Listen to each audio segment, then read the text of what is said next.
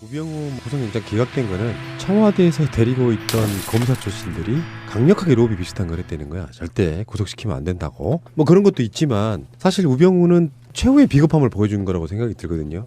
그 모든 것을 다 박근혜에게 미루고 나와버렸습니다. 시켜서 한 일인데 내가 어쩔 것이냐, 공무원으로서 그런 논리로 방어를 했다라고 그래요. 결국에는 우병우에 의해서 박근혜 탄핵 사유가 하나 더 추가되는 측면. 근데 이게 좀 되게 이율배반적인 측면이 있어요. 뭐가 있냐면 이재용이 구속 기각됐을 때 보수단체들 그 사람들이 환호했잖아요. 근데 이재용은 박근혜가 강압해서 그렇게 된 거라고 이야기를 했던 거거든. 박근혜 탄핵 사유는 계속 추가되고 있는 거예요. 뇌물죄 때문에 죄의 경감이 좀 달라지는 측면이 없지 않아 있지만 마찬가지로 우병우마저도 박근혜를 팔고 나왔다. 그 정도가 된다면 탄핵이 되는 국면에서 박근혜가 느끼는 배신감 정말 대단할 거라는 생각이 듭니다. 그리고 실제로 문고리 3인방들도 지금 현재 특검 조사받고 또 헌재에 나오네 만에 여러 가지 이야기가 있었지만 결국에는 박근혜에게 유리한 증언은 한마디도 안 했다라고 그래요. 그러니까 문고리 3인방 그렇지, 우병우 그렇지, 그 박근혜 권력에 기생해서 호가호위하던 자들이 결국엔 박근혜를 다 버리는 모양새입니다. 그들한테 박근혜는 주군이 아니라 도구였던 거예요.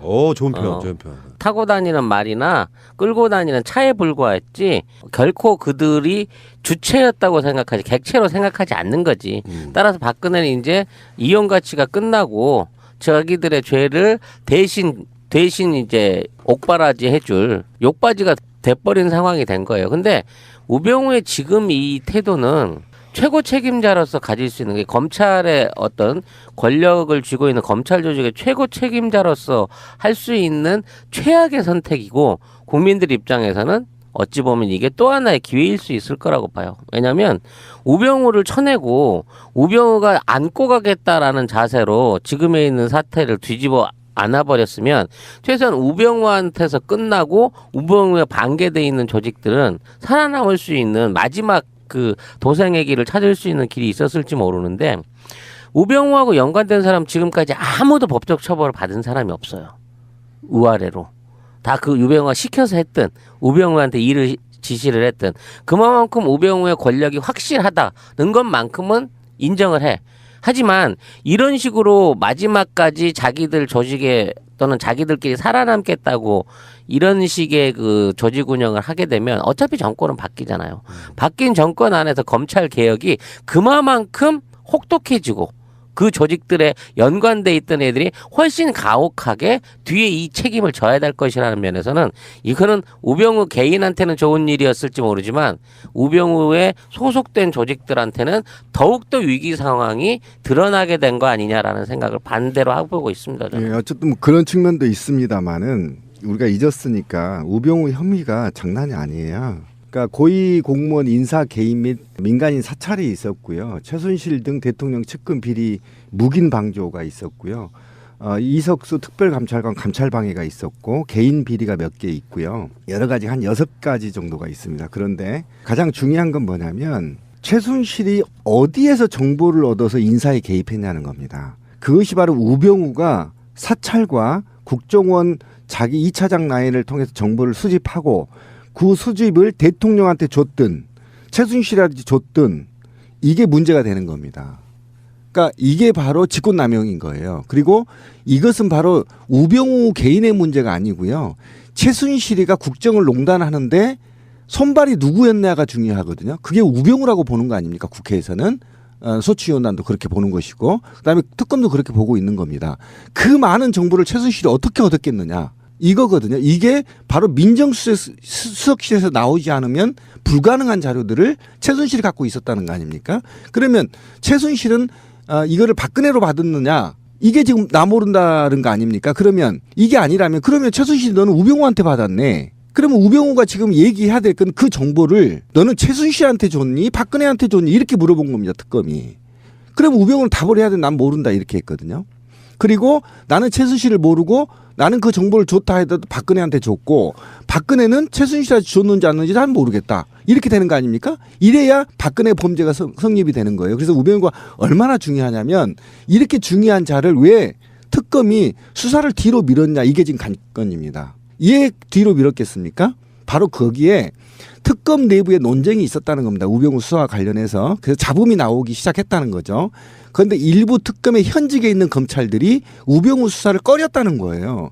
꺼렸다는 이유를 들여다보니 5일 후에 나 돌아갈 텐데 이게 있었다라는 거예요. 특검에서 이제 검찰 조직으로 돌아갔을 때 여전히 그렇죠. 우병우 라인이 살아있기 때문에 잘못하면은 내가 보복을 당할 수가 있겠구나. 바로 그 점입니다. 이것 때문에 특검 내부의 지도부와 현직 검사들 간의 갈등론이 지금 얘기가 나오고 있는 거고 첫 번째. 그리고 지금 아까 찌라시님이 핵심적인 얘기를 했는데 어떤 거냐면 지금 우병우 사단이 축출되지 않았어요. 국정원 2차장도 그대로 있고요. 각종 검찰들의 주요 인사, 검사장급들 주요 인사에 우병우 라인들이 축출되지 않았어요. 교체지도 않았어요. 국세청에도 그대로 있어요. 아무도 다친 사람이 없다니까 그 라인에. 그러니까 지금 내가 평검사나 특검 검사 입장에서 나 5일에 돌아갈 텐데 이렇게 해서 뒤로 미루다가 반기해버린 겁니다. 우병우 수사를. 그러다 보니까 그 기소 내용을 보니까 형편이 없었던 거예요. 국정농단 사건 재판부에 제출도 안 했습니다. 개인 비리 몇 개 2개로 올렸어요. 그러고 나서 우리가 우효고 제가 지금 불러드린 직권남용 문제 이런 등등은 구속영장에 청구하지도 않아 버렸답니다. 이런 문제점이 있어서 우병우가 굉장히 지금 그 구치소에서 나올 때 표정 보셨어요? 비웃는 거? 아 정말 짱돌로 입을 조사버리고 싶더라. 이게 입 다문 미소 있잖아요. 찍 웃으면서 오는데 그거는 바로 특검을 비웃는 게 아니에요. 국민 80%를 비웃는 겁니다. 개자식이에요. 니들이 날 잡아? 그러니까요. 바로 그렇게? 그겁니다. 근데 우병우는 조사할 때 그런 이야기 했다고 그래요. 결국은 자기 디스도 한 거예요. 뭐냐면은 나는 대통령이 지시사항 내려주면 아래로 전달하고 아래에서 보고 올라오면 거기 받아가지고 보고하고 그랬다는 거예요. 가장 중요한 국정농단의 핵심인 최순실에 대해서는 아직도 몰랐다 그러잖아요. 그렇죠.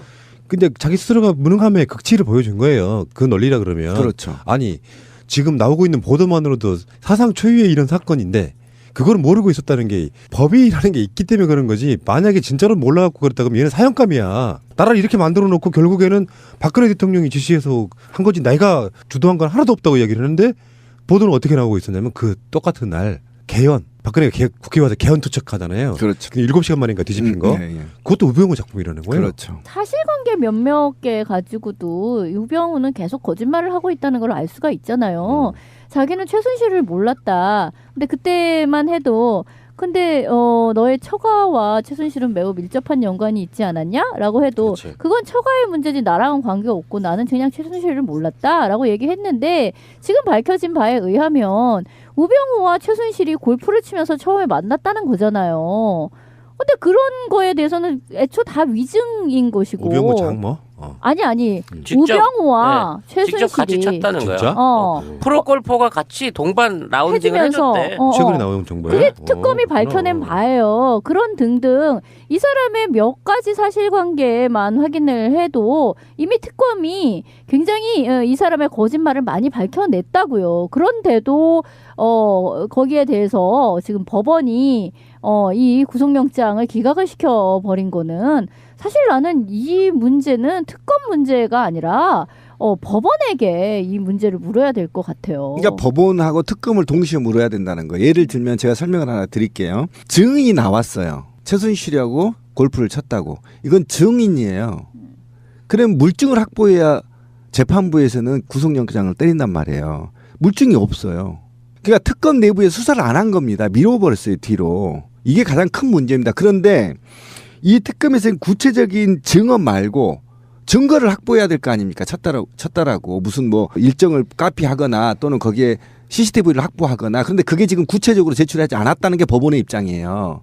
그러니까 이것만으로는 구속을 못 시킨다는 겁니다. 구속 사유가 부족하다는 거예요. 그러니까 이런 방식으로 우병우의 제목에 대해서 우리가 얘기한 6가지 제목에 대해서 하나하나 하지 않고 2건만 올린 겁니다. 2건만. 그러면 2건을 올렸다는 이유는 그만큼 보강 수사를 안 했다라는 증거잖아요. 특검에서. 그거를 그렇게까지 바라볼 시각이 없는 게 우병우 근무처 청와대 서브만 압수수색해도 그런 측면이 있어가지고 그렇죠. 그런 것도 법이 참 있긴 하죠. 미비점이 은닉 또는 범인이 암약했을 것으로 예상되는 거기를 권력이 압수수색을 못하게 해.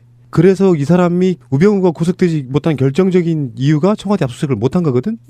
그러면 법원은 범인들이 사실상의 자기들의 보험죄를 인정한 것으로 보고 구속시켜야 된다는 거예요. 근데 그렇지. 그게 없는 거야. 거기 위험한 증거가 있기 때문에 보여줄 수 없어 하고 문을 닫고 있었는데 그 문을 억지로 이거 안 열 그러니까 음주운전도 그거 있잖아. 끝까지 안 불면 본 걸로 해갖고 적이 돼버린단 말이야. 구속돼버린단 말이야. 그것처럼 끝까지 정당한 조사 요구에 응하지 않았으면 이 부분에 대해서 분명히 법적인 책임을 물어가지고 구속시켜서 나중에라도 조사를 했어야 된다는 거지. 그리고 이제 이게 지금 제가 전자에 얘기한 거는 한간에 떠도는 얘기고요.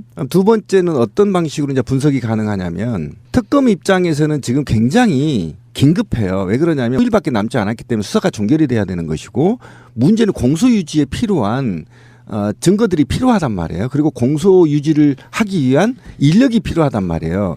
그래서 오히려 우병우를 특검이 지금 갖고 노는 게 아니냐.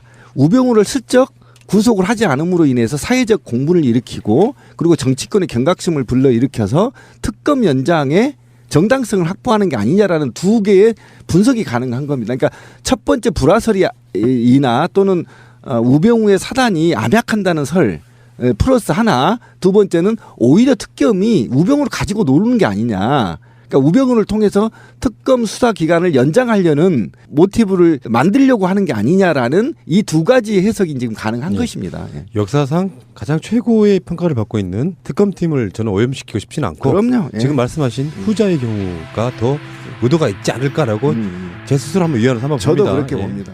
하지만 이런 식으로 마지막까지 자기들 조직에 또는 자기들끼리 살아남겠다고 이런 식의 그 조직 운영을 하게 되면 어차피 정권은 바뀌잖아요.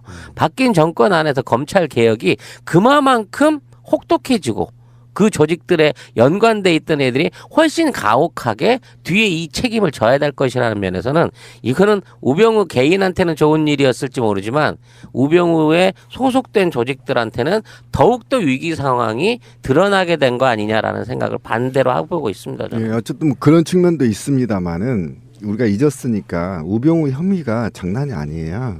그러니까 고위 공무원 인사 개입 및 민간인 사찰이 있었고요. 최순실 등 대통령 측근 비리 묵인 방조가 있었고요.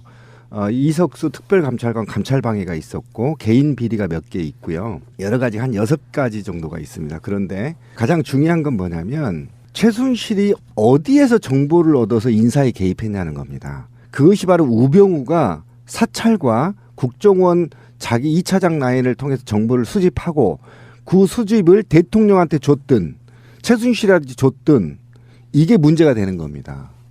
그러니까 이게 바로 직권남용인 거예요. 그리고 이것은 바로 우병우 개인의 문제가 아니고요.